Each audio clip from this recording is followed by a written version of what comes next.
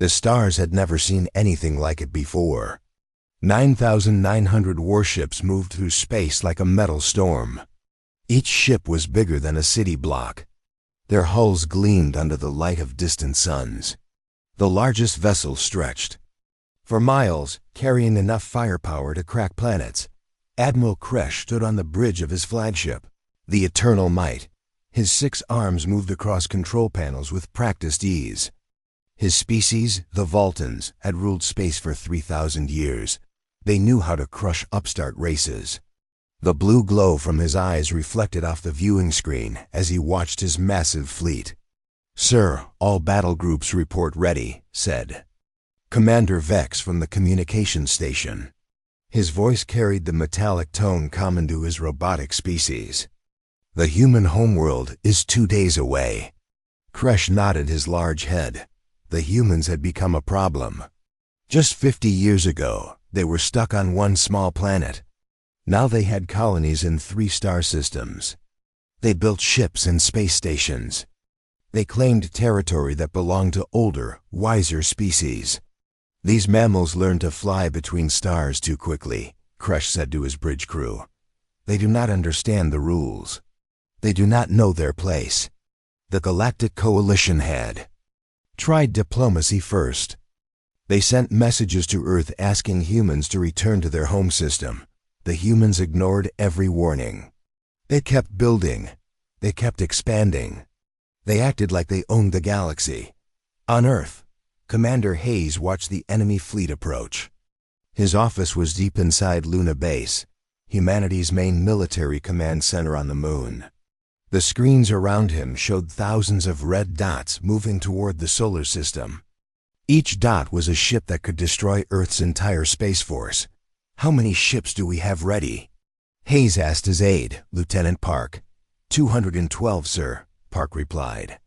He was young, maybe 25 years old. His hands shook slightly as he read from his tablet. "Most are converted cargo ships and civilian vessels.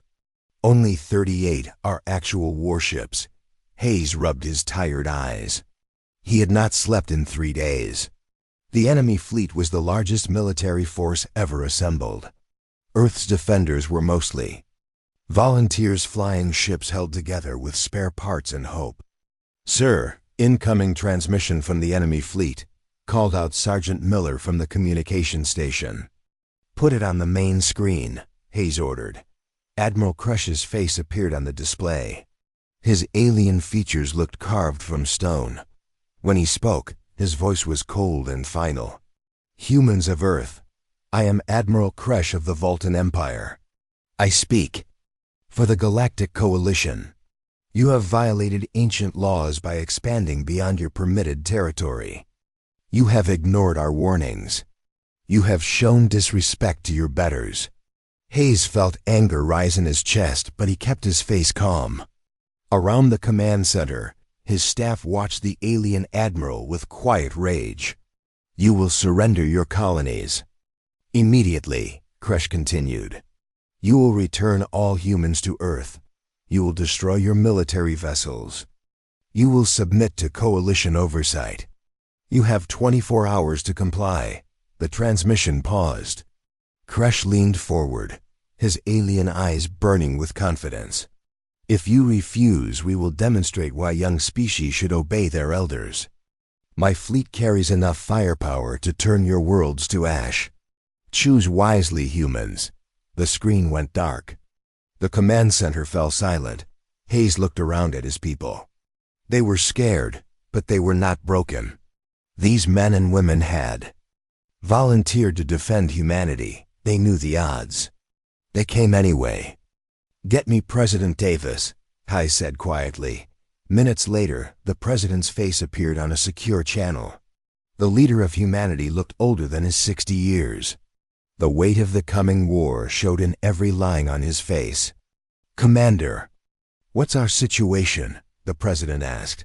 "Bad, sir. We're outnumbered almost 50 to 1. Their ships are bigger and more advanced. If this was a fair fight, we'd lose in minutes." President Davis nodded slowly. "But it's not going to be a fair fight, is it?" Hayes allowed himself a small smile. No, sir, it's not. We've been preparing for something like this since we first left Earth. Every ship captain knows the plan. Every crew has volunteered to see it through. What do you need from me, Commander? Permission to fight, sir. Permission to show these aliens what humans do when someone threatens our families. The president was quiet for a moment. Then his voice became steel. You have it, all of it. Whatever you need, Commander. Make them regret coming here. 2 hours later, President Davis stood before the cameras. His speech would be broadcast to every human colony, every ship, every station. The entire species would hear his words. My fellow humans, he began, we face the greatest threat in our history. A massive alien fleet approaches our home. They demand we surrender our freedom. They want us to abandon our dreams. They expect us to bow down because they are older and stronger. The president paused, looking directly into the camera. They're about to learn something about humanity. We don't surrender. We don't bow down. We don't abandon our own. For 50,000 years, humans have faced extinction. Ice ages, plagues, wars, disasters. We survived them all. We didn't just survive. We thrived. His voice grew stronger.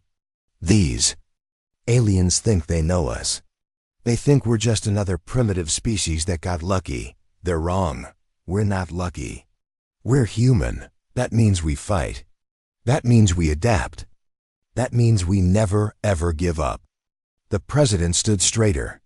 To the brave men and women defending our worlds, you carry the hopes of every human who ever lived.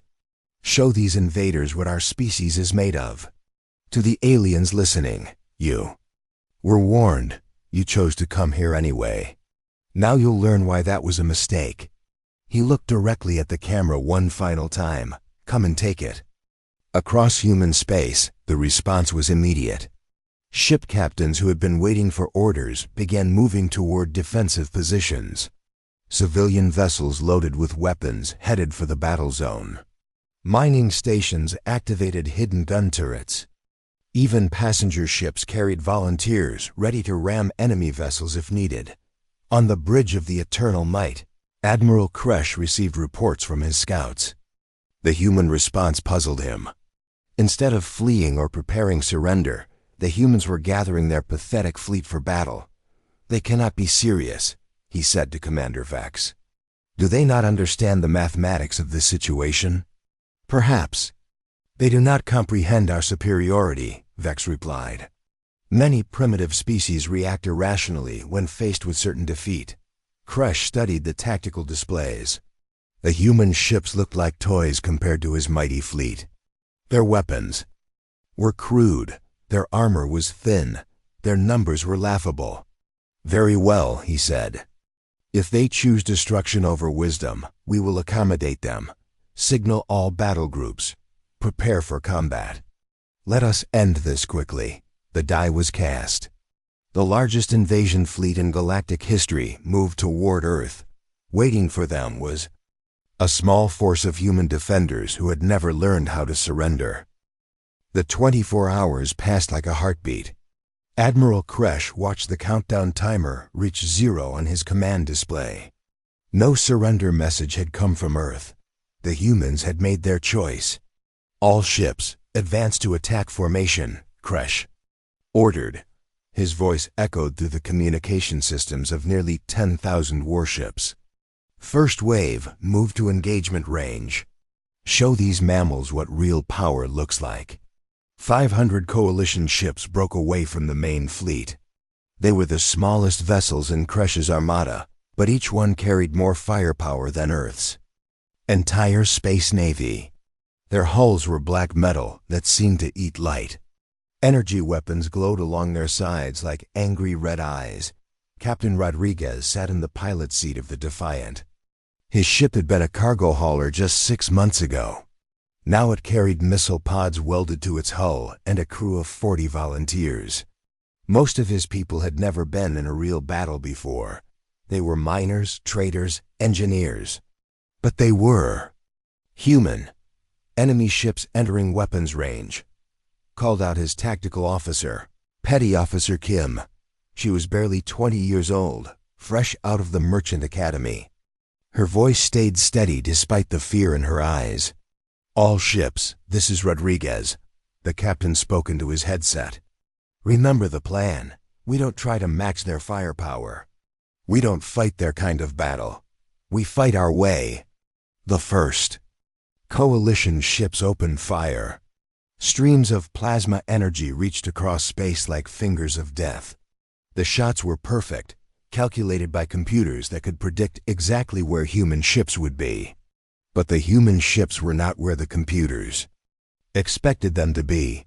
Rodriguez threw his ship into a wild spin, diving under the plasma streams. Around him, other human vessels twisted and danced through space like they were alive. The coalition weapons, designed for fighting predictable enemies, missed their targets again and again. Now, Rodriguez shouted that the human ships fired back. Their weapons were crude compared to alien technology. Solid metal bullets instead of energy beams. Chemical explosives instead of antimatter warheads. But Rodriguez and his engineers had made changes no sane person would attempt. The Defiance missiles were not normal missiles anymore. Rodriguez had ordered his crew to remove the safety systems. They packed each warhead with twice the normal explosive. The missiles flew faster than their designers ever intended. Some exploded before reaching their targets, but the ones that survived hit like hammers from hell. The first coalition ship to die was the Sharp Blade. It was a Centauri destroyer, 300 meters long and armed with particle cannons. Its shields could stop anything humans were supposed to have. But Rodriguez's modified missiles did not behave like anything the shields were designed to handle. The warheads struck in a cluster, 5 explosions within milliseconds of each other. The shields flickered and failed. The next missiles punched through the hull like it was paper. The Sharp Blade broke apart in a brilliant flash of light. On the bridge of the Eternal Might, Commander Vex stared at his displays in confusion. "Sir, we have lost the Sharp Blade," he reported to Admiral Kresh. "'Cause unknown. The human weapons should not have penetrated their shields." Kresh's 6 arms moved over his controls, calling up tactical data. What he saw made no sense. The human missiles were primitive, but they were not behaving like primitive weapons. They were faster, more powerful, more unpredictable than any database said they should be. "Impossible," he muttered. "Their technology is centuries behind ours." Another coalition ship exploded, then another. The humans were not fighting like any enemy the Galactic Coalition had ever faced. They did not form neat battle lines. They did not follow the accepted rules of space combat. They moved like wild animals, striking from unexpected angles and using tactics that seemed completely insane. Lee commanded a converted mining ship called the Hard Rock. Her vessel still looked like a civilian craft, but hidden inside. Its cargo holds were surprises that would make any military engineer weep. Lee had spent 15 years mining asteroids. She knew how to move through space debris better than any alien pilot. "Take us into the asteroid field," she ordered her. "Helmsman, Captain, the coalition ships won't follow us in there," he replied. "Too dangerous for their big ships." Lee smiled grimly. "That's what I'm counting on." The Hard Rock dove into a cluster of spinning rocks, each one the size of a building. Coalition ships tried to follow, but their massive hulls could not maneuver. Between the asteroids, they had to go around, which gave Lee exactly what she needed. "Activate the mining charges," she commanded. The Hard Rock had been carrying mining explosives when the war started. Lee's crew had spent days attaching the charges to asteroids throughout the field. Now she triggered them all at once. The explosions turned peaceful rocks into deadly projectiles. Chunks of stone and metal flew in all directions like cosmic bullets. The coalition ships, too big to dodge, took the impacts on their hulls and shields. Some rocks were small and bounced off harmlessly. Others were massive boulders that struck with the force of nuclear weapons. 3 coalition destroyers died in the artificial meteor shower. Their shields overloaded, trying to stop impacts they were never designed for. Their hulls cracked under the assault of flying mountains. Lieutenant Torres piloted a fighter craft that used to be a racing ship. It was fast but lightly armed, carrying only 2 small missile pods. In a normal battle, it would have been useless against coalition warships. But this was not a normal battle. Torres flew straight at a Vulcan cruiser, his ship accelerating to maximum speed. The alien vessel's defensive guns tried to track him, but he was moving too fast and too erratically. He had learned to fly racing, through asteroid fields and dodging space traffic. Combat was just another kind of race. At the last second, Torres fired both missiles and pulled up sharply. The warheads were tiny compared to the alien ship, but he had aimed for the sensor array. The explosions blinded the cruiser's targeting systems, just as a squadron of human bombers arrived from the opposite direction. The bombers were cargo ships loaded with every explosive device their crews could find. They flew straight into the confused cruiser and detonated themselves against its hull. The suicide attack was something no civilized species would attempt. The coalition had no defense against enemies willing to die to take them down. Back on the Eternal Might, Admiral Kresh watched his tactical display with growing alarm. He had committed 500 ships to this first attack. More than 50 were already destroyed or disabled. The humans were supposed to have been crushed in minutes. Instead, they were winning. "Sir, we are receiving casualty reports from all battle groups," Commander Vex reported. His mechanical voice carried notes of confusion that his programmers had never intended. "Human tactics are unprecedented." Kresh studied the battle data. The humans were using their own weaknesses as weapons. Their ships were small, so they could hide behind asteroids. Their weapons were primitive, so they modified them in ways that made no sense. Their crews were untrained, so they fought without following any rules. "These are not the tactics of a civilized species," Kresh said. "They fight like barbarians." "Yes, sir." "Should we withdraw the first wave?" Kresh's pride would not let him retreat from inferior opponents. "No, send the second wave. Double the number of ships. These mammals cannot possibly stand against superior numbers." But even as he gave the order, another coalition vessel exploded on his display. The humans were teaching the galaxy a lesson about the difference between being civilized and being soft. The coalition had grown comfortable fighting enemies who played by the same rules they did. The humans had no such limitations. They were writing their own rules with the wreckage of alien ships. Admiral Kresh watched the tactical display with growing fury. His first wave of 500 ships had been reduced to fewer than 200 in just 4 hours of fighting. The humans were supposed to be defeated by now. Instead, they were hunting his vessels like predators. "Send 2,000 ships," he ordered. Overwhelming force. No more games with these primitives. Commander Vex processed the order through his mechanical systems. "Sir, that represents 20% of our total fleet. Perhaps we should analyze human tactics first before committing." "More resources." Kresh's 6 arms slammed against his command console. "I will not be lectured by mammals who discovered fire yesterday. Send the ships." The second wave of coalition vessels moved forward. These were not the smaller ships from the first attack. Heavy cruisers and battleships advanced in perfect formation. Their hulls gleamed with advanced armor that could withstand direct hits from supernovas. Their weapons could crack moons. Lieutenant Price commanded Fighter Squadron 7. Her ship was a converted racing craft, painted bright yellow because that was the only paint they had found in the supply depot. She led 11 other pilots through the asteroid belt that surrounded the outer solar system. "Control, this is Eagle 7, she spoke into her radio. "We have visual on the enemy second wave, requesting permission to engage. Eagle 7, you are cleared for attack run Delta," came the reply from Earth Defense Command. "Remember the plan." Hit hard, move fast, don't get caught. Price checked her fuel and ammunition.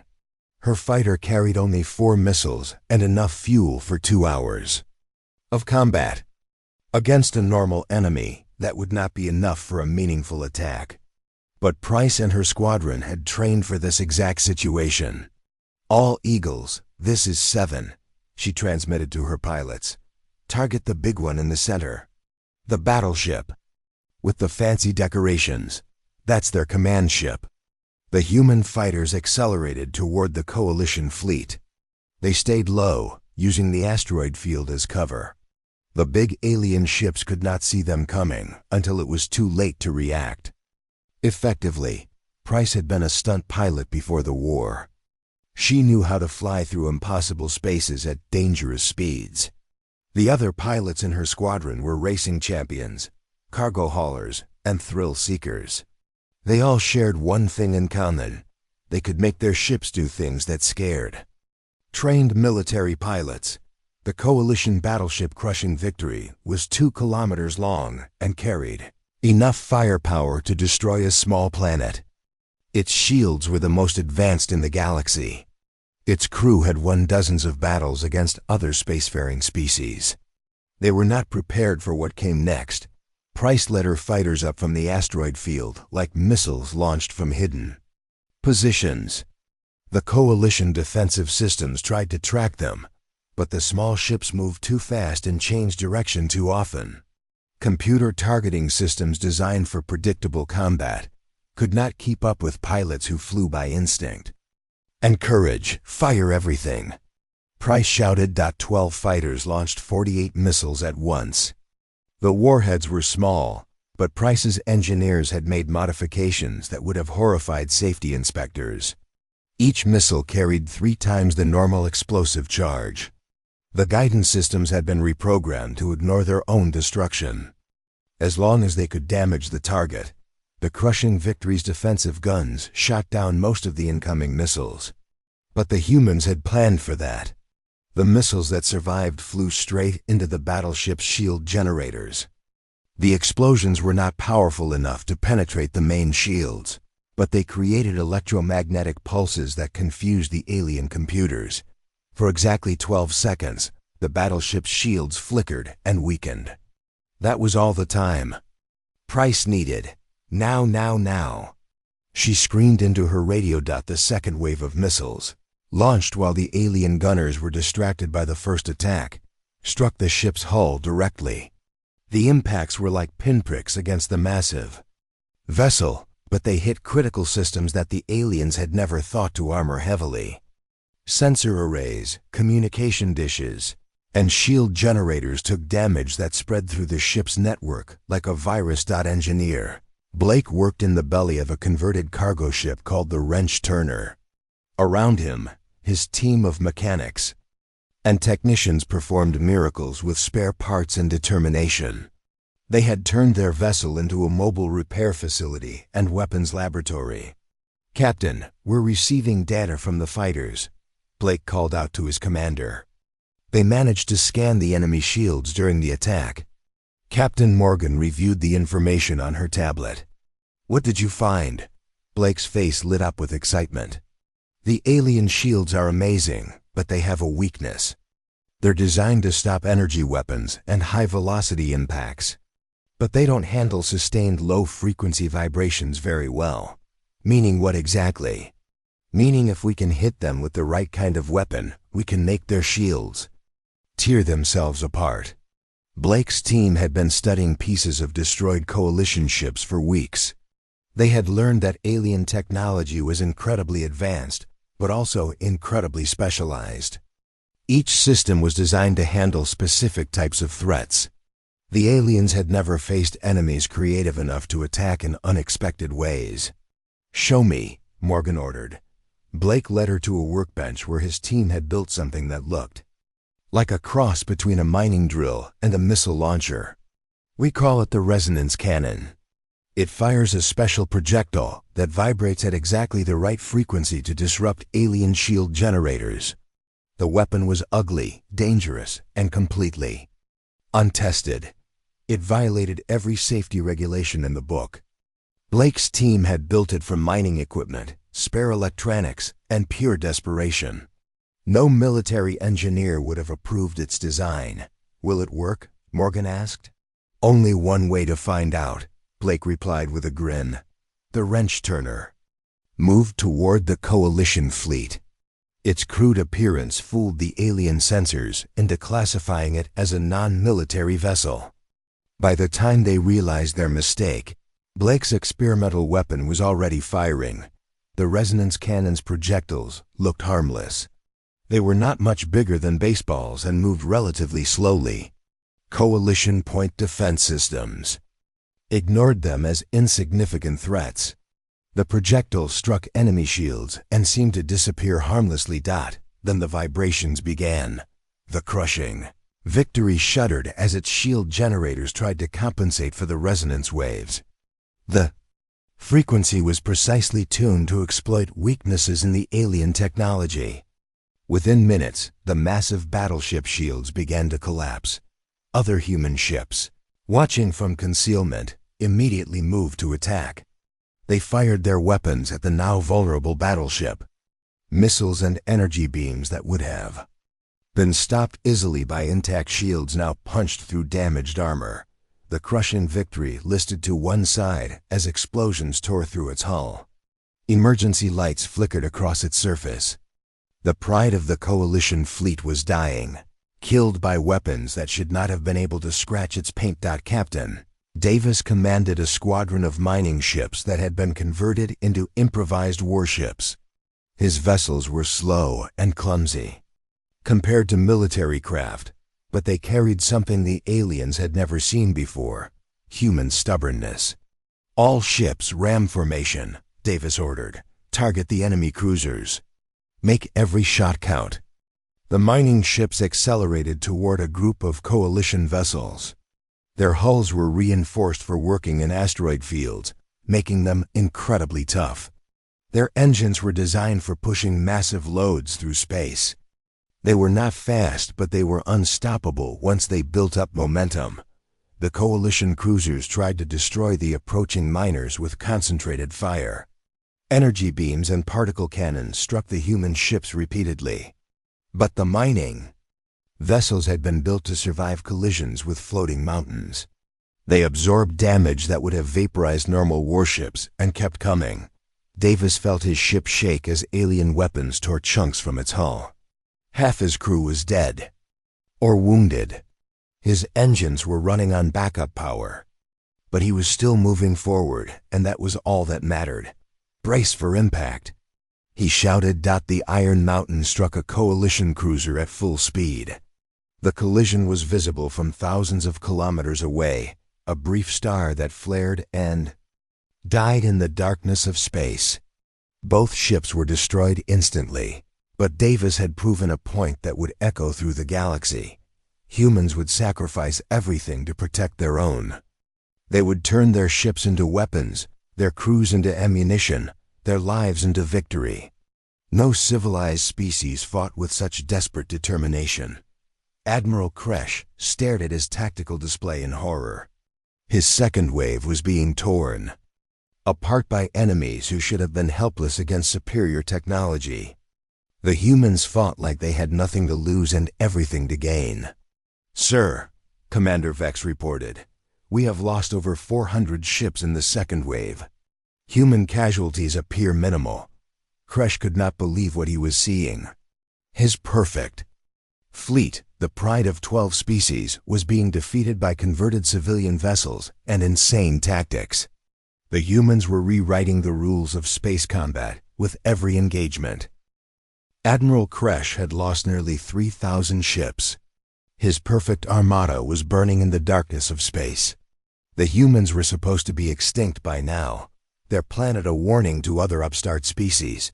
Instead, they were winning. All remaining ships, attack formation, Kresh commanded through gritted teeth. Every vessel, every weapon, everything we have. End this now. 7,000 Coalition warships moved forward in the largest military formation ever assembled. Their combined firepower could destroy solar systems. Their shields could withstand the explosion of dying stars. This time, there would be no retreat, no second chances. Colonel Mason stood in the command center of Luna Base, watching the massive enemy fleet approach on his screens. He was 58 years old, with gray hair and scars from a dozen smaller conflicts. He had been preparing for this moment since humans first left Earth. "All defense platforms, this is Mason," he spoke into his headset. "Execute Doomsday Protocol. Authorization Omega 77. Across the solar system, hidden weapons platforms came alive. They had been built in secret over the past 20 years, disguised as mining stations, cargo depots, and research facilities. Every human outpost had been turned into a fortress. Every piece of space debris had been weaponized. Dr. Wells worked frantically in her laboratory aboard the research station New Horizons. Around her, dozens of scientists and engineers raced to complete their final preparations. They had been studying captured alien technology for months, not to copy it, but to find ways to destroy it. "The frequency generators are ready," reported her assistant, Dr. Kim. "All Coalition shield harmonics have been mapped and targeted," Wells smiled grimly.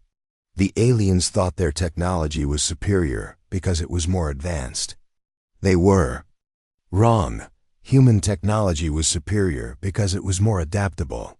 While the Coalition built perfect weapons for predictable battles, humans built weapons that could change and evolve. "Activate the network," Wells ordered. Throughout human space, hidden transmitters began broadcasting on frequencies that made Coalition electronics malfunction. The signals were based on captured alien technology, but modified with human creativity. They turned the enemy's own systems against them. Captain Torres commanded the defense platform Orbital Hammer. Her station looked like a simple cargo depot, but hidden inside its hull were weapons that would make any admiral weep with joy. Magnetic accelerators stretched for kilometers through the station's core. Nuclear warheads waited in armored storage bays. "Enemy fleet entering maximum range," reported her weapons officer, Lieutenant Foster. "We have target locks on the lead." Elements. Torres watched the tactical display as thousands of red dots approached her position. Each dot represented a ship that could destroy her station with a single shot. But she was not afraid. She was human, and humans had been facing impossible odds since they first walked upright. "Fire everything," she commanded. The orbital hammer unleashed hell. Magnetic accelerators hurled projectiles at a significant fraction of light speed. Nuclear missiles streaked toward enemy targets. Energy weapons that had been hidden inside fake cargo containers revealed themselves and opened fire. But Torres had saved the best for last. Deep in the station's core was humanity's most secret weapon, a gravity well generator built from stolen alien technology and human desperation. When activated, it created artificial gravity fields that could crush ships like tin cans. The Coalition lead elements hit the gravity field and simply disappeared. Their advanced hulls, designed to withstand energy weapons and kinetic impacts, could not handle forces that bent space itself. Ships that had survived battles across the galaxy were compressed into balls of twisted metal in seconds. On the bridge of the Eternal Might, Commander Vex reported casualty figures that made no sense. "Sir, we have lost the entire 7th battle. Group, 'cause unknown. They simply vanished." Admiral Kresh studied the sensor data with growing horror. The humans had turned their entire solar system into a trap. Every asteroid, every moon, every piece of space debris was a potential weapon. The Coalition fleet was not fighting an enemy. It was being hunted by an entire star system. Commander Hayes watched the battle from Luna Base, coordinating the defense with calm precision. His screen showed human forces engaging the enemy from every direction. Mining ships rammed Coalition destroyers. Civilian vessels detonated themselves against alien hulls. Even pleasure craft carried volunteers willing to die for humanity. "Sir, the enemy is trying to break through to Earth," reported Lieutenant Park. "They're concentrating their remaining forces for a direct assault." Hayes nodded. This was what he had been waiting for. Activate the planetary defense grid.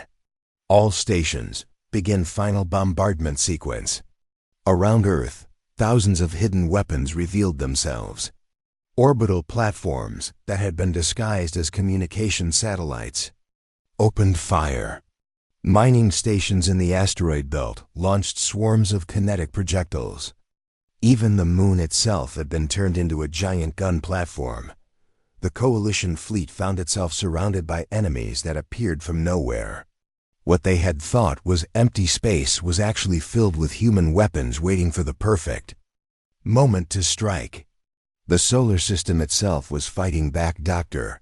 Wells activated her masterpiece, a network of quantum resonance devices that could disrupt alien matter on a molecular level. The technology was based on captured Coalition science, but improved with human innovation. Where alien scientists saw elegant solutions, human engineers saw opportunities for creative destruction. "Quantum disruption field is active," she reported to command. "Enemy hull integrity is failing across multiple vessels." Coalition ships began falling apart from the inside. Their perfect alloys designed to last for centuries dissolved like sugar in water. Advanced composites that could survive direct hits from antimatter weapons crumbled when exposed to quantum frequencies they had never been designed to handle. Captain Morgan piloted the wrench turner through the chaos of battle. Her ship was barely holding together, held by spare parts and the will of her crew. But Engineer Blake's weapons were performing beyond all expectations. "The resonance cannons are working perfectly," Blake reported from his workshop. "We're taking down enemy shields faster than they can regenerate them." Morgan smiled as she watched another Coalition battleship lose its defenses. "How many more shots do we have?" "As many as we need, Captain. I figured out how to build the ammunition from asteroid debris. As long as there are rocks in space, we can keep fighting." The human ability to improvise weapons from garbage was something no alien species had ever encountered. Coalition military doctrine assumed enemies would eventually run out of ammunition. Humans just made more ammunition from whatever they could find. Lieutenant Price led her fighter squadron through the heart of the enemy fleet. Her small craft were invisible to Coalition sensors, designed to track large military vessels. The fighters struck from impossible angles, targeting weak points that no civilized species would have thought to attack. "Eagle 7 to all fighters," she transmitted. "Target their communication arrays. Make them blind and deaf." The human fighters swarmed over Coalition ships like angry insects. They could not destroy the massive vessels with their small weapons, but they could cripple them. Sensor dishes, communication equipment, and shield generators fell to precisely aimed missiles. Soon, Coalition ships could not coordinate their attacks. They fired at shadows and struck their own vessels. The perfect military formation became a confused mob of blind giants stumbling through space. Admiral Kresh realized with growing terror that his fleet was not just losing the battle. It was being systematically destroyed by enemies who fought without honor, without rules, without mercy. The humans used every dirty trick, every desperate tactic, every insane strategy they could imagine. "Sir, we are receiving reports from all sectors," Commander Vex announced. "The humans have turned their entire solar system into a weapons platform. Every object in space is armed and hostile." Kresh looked at his tactical display and saw the truth. Of his original fleet of nearly 10,000 ships, fewer than 2,000 remained operational. The rest were debris floating in the cosmic graveyard that the solar system had become. The humans had not just defended their home. They had created a killing field that would be remembered throughout the galaxy. They had shown every species what happened when someone threatened humanity's children. The battle was ending.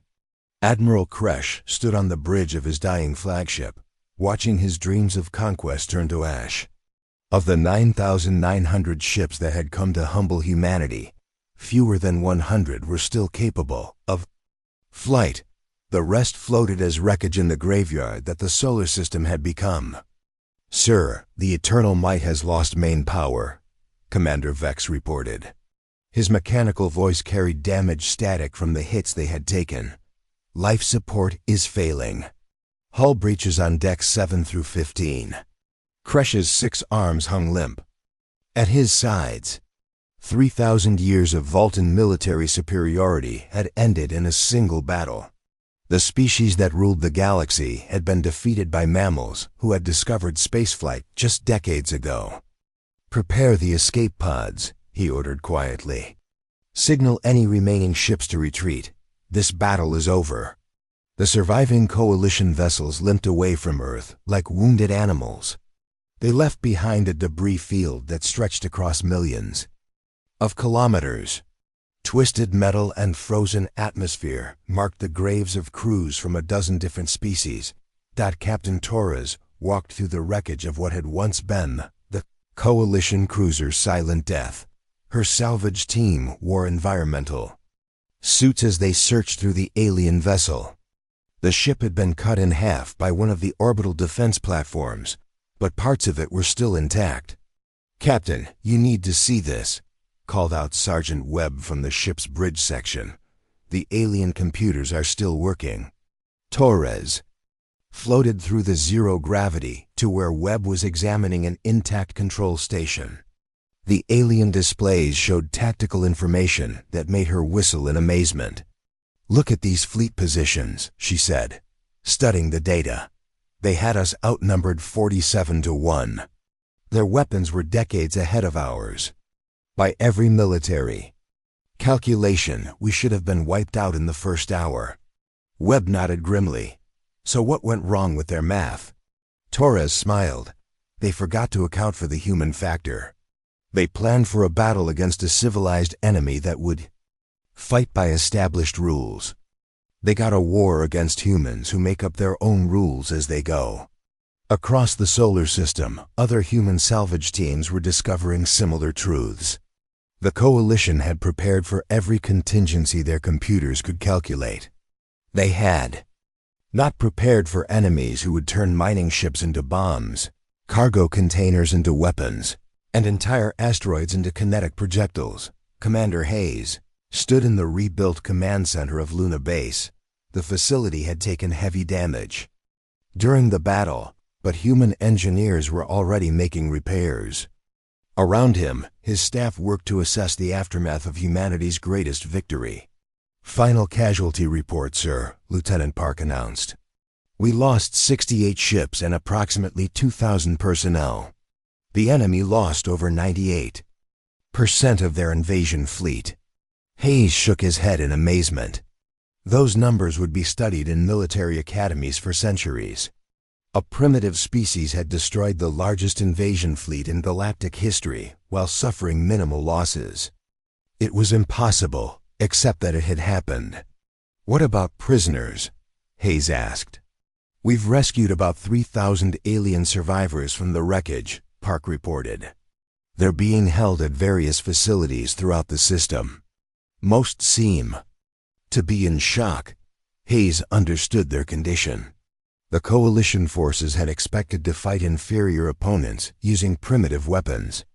Instead, they had faced an enemy that treated every object in space as a potential weapon and every engagement as a fight to the death. Dr. Wells submitted her final report from the research station, New Horizons. Her team had spent the battle analyzing captured alien technology and turning it against its creators. The results exceeded her wildest expectations. "The key to our victory was adaptation," she wrote in her summary. "Coalition technology is more advanced than ours, but it's also more specialized. Each system is designed for specific threats and situations. Human technology is cruder, but more flexible. We can modify our weapons on the fly, while they need months of preparation to change their systems." Her report would become required reading for every human military officer. The galaxy's most advanced species had been defeated not by superior firepower, but by superior creativity. Captain Morgan guided the wrench turner through the debris field surrounding Earth. Her ship had survived the battle, though barely. Engineer Blake's modifications had worked beyond all expectations, but they had also nearly torn the vessel apart. "Blake, how many ships did your resonance cannons disable?" Morgan asked over the intercom. "At least 40 that I can confirm." Blake replied from his workshop, "Maybe more. The beauty of the design is that we built it from scavenged parts. Every human ship can carry one now." Morgan looked out at the floating wreckage of the Coalition fleet. Each piece of debris represented technology worth more than entire planets. But the aliens who built it had forgotten the most important lesson of warfare. The side that wants to win more usually does. President Davis addressed the human species. From the rebuilt White House, his speech was broadcast to every colony, every ship, every station in human space. The entire species listened as their leader spoke about their victory. "My fellow humans," he began, "we have achieved something that will echo through history. A small young species has defeated the combined might of the galactic establishment. We did not win through superior technology or overwhelming numbers. We won through determination, creativity, and refusal to surrender." The president paused, looking directly into the camera. "But victory brings responsibility. The galaxy now knows what humanity is capable of when threatened. Some species will want to be our friends. Others will fear us. A few will seek revenge. We must be ready for all possibilities." He continued with words that would define human policy for generations. "To the species of the galaxy, we offer this message. Humanity seeks peace and cooperation with all civilized beings. We will trade fairly, negotiate honestly, and respect the sovereignty of others. But let there be no mistake about our resolve. We will defend ourselves, our colonies, and our allies with every weapon at our disposal." The president's voice grew stronger. The 9,900 ships that came to Earth carried a message from the old powers of the galaxy. They said that young species must know their place. They said that primitives should bow to their betters. They said that humans had no right to claim the stars. He smiled grimly. "Our response floats in space around our homeworld. We are not primitives. We are not inferior. We are human, and that means we belong wherever we choose to go." In the weeks that followed, news of humanity's victory spread throughout the galaxy. The species that had ruled space for millennia found themselves facing a new reality. The humans were not going away. They were not going to be quiet. They were going to be a force that could not be ignored. Admiral Kresh, recovered from his wounds and facing a military tribunal on his homeworld, tried to explain what had gone wrong. "They do not fight like civilized beings," he told the assembled judges. "They use tactics that no reasonable species would attempt. They sacrifice themselves without hesitation. They turn everything into a weapon." The tribunal was not interested in his excuses. The Vulcan Empire had suffered its first major defeat in 3,000 years. Someone had to pay the price, but across the galaxy, other species were learning from Kresh's failure. The humans had announced their presence to the universe in the most dramatic way possible. Some alien civilizations began preparing for war. Others sent diplomatic envoys. A few simply evacuated any territories near human space. Captain Rodriguez, his ship repaired and rearmed, received new orders from Earth Command. Humanity was expanding its territory, and someone needed to scout the new regions. His mission was to explore, make contact with local species, and establish human presence in sectors that had never seen a human ship. "Remember," his orders read, "you represent humanity to species that have heard about our victory but never met us. Show them that humans can be friends or enemies, depending on how they treat us." Rodriguez smiled as he read the message. The Galaxy had learned that underestimating humans was dangerous. Now it was time to teach them that treating humans fairly was profitable. The wreckage around Earth would remain for years. A monument to the day humanity proved it belonged among the stars. 9,900 ships had come to put the humans in their place. Fewer than 100 had survived to spread the word. Humanity's place was wherever humans chose to make it.